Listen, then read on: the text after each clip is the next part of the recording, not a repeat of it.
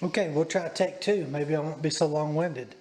The lathe is up and running. So happy 69th birthday to this Atlas lathe. The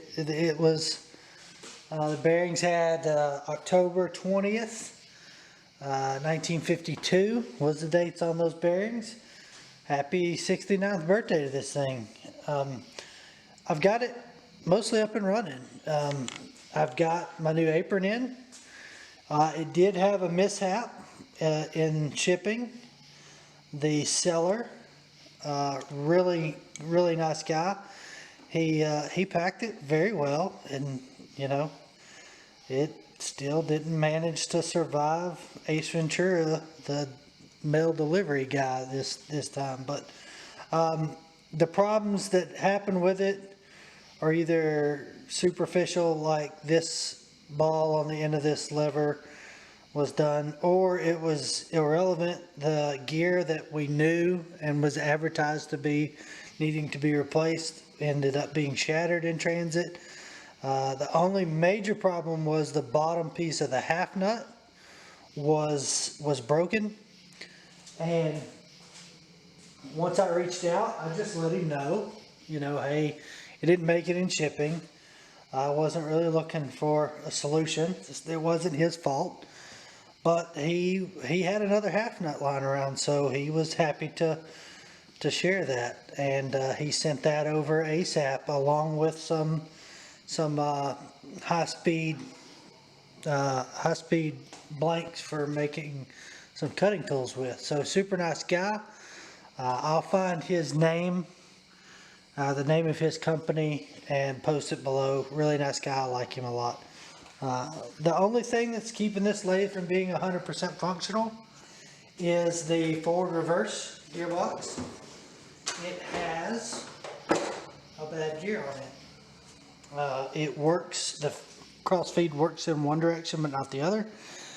This gear right here needs to be replaced. It is a fairly expensive gear for this lathe. So I'm looking for one of these forward reverse gears that's in good condition to replace this one with.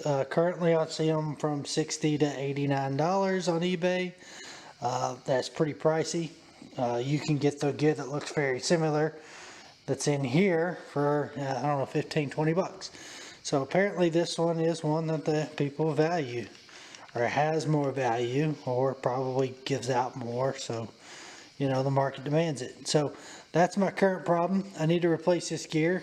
It doesn't mesh up well with the lead screw. It doesn't make enough contact. I've worked with trying to put a spacer in to shove it a little further over, which it has the tolerances for, but it won't engage enough to really drive that. So that's where we're at. Happy 69th birthday to this lathe. Overall it runs pretty well. I've turned a couple of parts on it already. For the tool holder, I've got a 4-way tool holder that my wife's grandfather gave me. This was originally part of it, and I returned one of these to put in the tool. The only thing I couldn't do was do the threads, so I had to use a die to do the threads. But all in all, I've been very happy with it. Lathe runs fairly smooth. It's got a little bit of wiggle. It's got a little vibration to it that I don't care for, but it's also up on furniture moving stands to keep this mobile in the shop right now to have a better solution. But she works. I can turn metal on it. It takes off a little bit more. I can do deeper passes than I thought I would be able to do with this lathe. I did replace this belt to the headstock with an adjustable, just so I don't have to pull the headstock apart ever again. Fingers crossed. I do need to replace the drive belt. It's a little dry rotted. And then I also need a grease cap on that side. But for its 69th birthday, sorry about that extra vibration there. for her 69th birthday, she's doing pretty good. The other thing, I need to find the lever and the two. I've got the two pieces. Oh, there they are. Take number 3 for this one because of the air compressor, and then me holding things out of frame because I'm, new to all this.